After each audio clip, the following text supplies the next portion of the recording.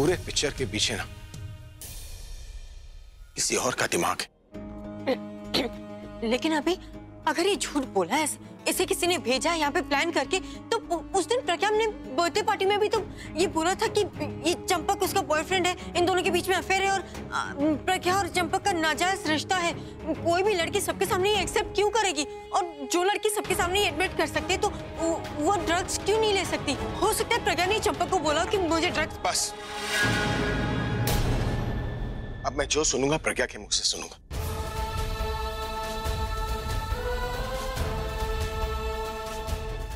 प्रज्ञा, मैं सच तुम्हारे मुंह से सुनना चाहता हूं, प्लीज।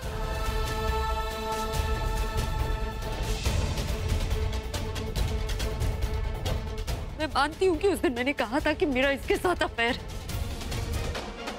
क्योंकि मैं उस दिन टूट गई थी कि आपने भी मुझ पर भरोसा नहीं किया, मेरा दिल टूट गया, तो उससे मैं आकर कह डाला मैंने वो सब। ये सही, गलती खुद करो और ब्लेम अभी को करो। उसे बोलने दो। अगर आपने उस दिन मेरा साथ दिया होता जब ये तनु मुझ पर वो इल्जाम लगा रही थी, तो ये सब होता ही नहीं, क्योंकि मुझे फर्क ही नहीं पड़ता कि दुनिया मेरे बारे में क्या सोचती है। मुझे फर्क पड़ता है तो बस इस बात से कि आप मेरे बारे में क्या सोचते हैं। और जब आपने भी वही कह दिया जो ये तनु कह रही थी, तो मुझे बहुत गुस्सा आया और मैंने कह दिया कि मेरा रिश्ता है इसके साथ, मेरा अफेयर है। लेकिन मैं सच कह रही हूँ, मुझे उसी दिन रियलाइज हो गया था और मैं आपको आके बताने भी वाली थी कि मैंने जो कुछ भी कहा गुस्से में कहा, लेकिन आपने मेरी कोई बात नहीं सुनी। मैं आपको समझाने की कोशिश कर रही थी, लेकिन आप मुझे कमरे में अकेला छोड़कर चले गए। तो मैंने सोचा ठीक है ना, जो आप समझ रहे हैं आपको समझ नहीं देती हूँ। मैं आपको एहसास दिलाना चाहती थी कि एक्स्ट्रा मैरिटल अफेयर होता क्या है। मैं आपको वो महसूस करवाना चाहती थी जो मैं हर रोज महसूस करती हूँ आपको तनु के साथ देख।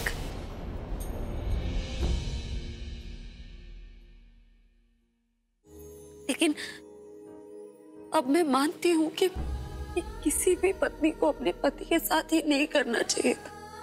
मुझे एहसास है कि मैंने जो तरीका अपनाया वो गलत था। जो तब नहीं कहा वो अब कह रही हूँ। मैं गलत थी, मुझसे गलती हो गई, मुझे माफ कर दीजिए प्लीज। Very sorry.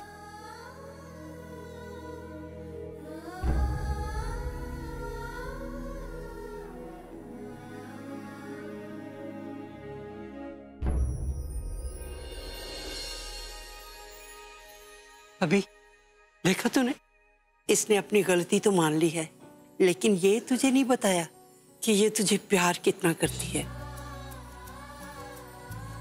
इसके अलावा तुम दोनों प्यार तो करते हो, लेकिन एक दूसरे को जलाते रहे हो। नहीं तो कोई फर्क नहीं पड़ता कि ये चंपक के साथ या तू तनु के साथ है।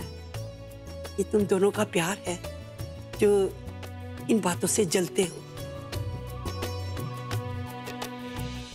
चलो अब मिट्टी पाओ।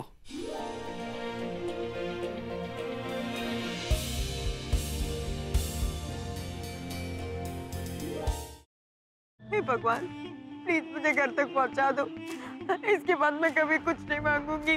प्लीज प्लीज मुझे घर तक पहुंचा दो। भगवान को याद किया और शैतान हाजिर, और वो इसलिए क्योंकि मुझे मेरा बदला लेने से भगवान भी नहीं रोक सकता। प्लीज मुझे मत मारो। देखो मैंने थोड़ी ना तुम्हें मारा। तुम्हें बदला ही लेना ना, तो तुम निखिल से बदला लो, उसी ने तुम्हें मारा है। मुझे मार के तुम्हें क्या मिलेगा? मुझे मत मारो प्लीज। सिद्धार्थ, यश जोकर है। सिद्धार्थ तुम यहाँ कैसे आए? मेरी बात सुनो रोशनी, यश ही joker. Listen to me, damn it. Yash is the joker. मेरे पास वक्त नहीं है। सिद्धार्थ तुम क्या बोल रहे हो? यश मेरा बेस्ट फ्रेंड है सिद्धार्थ, वो मेरे बचपन का फ्रेंड है। How could it? और तुम कोमा में थे ना, तो ये सब पास वक्त नहीं है। वो सब एक नाटक था, इसलिए क्योंकि मैं चाहता था कि जोकर मेरे पास है और अपनी सच्चाई मेरे सामने रिवील करे, और वही हुआ। और यश इज द ब्लडी जोकर। हमारे परिवार के साथ अब तक जो कुछ भी हुआ है, तुम्हारे ऊपर जानलेवा हमले, आयशा की किडनैपिंग, सासू मॉम के ऊपर हमले, everything has been done by him. नहीं सरोजिनी बिटिया, थोड़ा संयम से काम लेना, काहे कि थाने पुलिस का चक्कर बहुत अच्छा नहीं होता। मैं बस इतना जानती हूँ माँ जी कि मैं अपने सुमेंद्र के गुनहगार को इस तरह बचकर नहीं जाने दूंगी। हेलो, अच्छा हुआ भास्कर भी आएगा। ने हमें कहा था कि तुम होली नहीं खेलती, हमें रंग नहीं लगाने दिया, पर किसी और से रंग लगवा दिया। रचा जी, मैं थारी नौकर से, थारी जागीर ना से।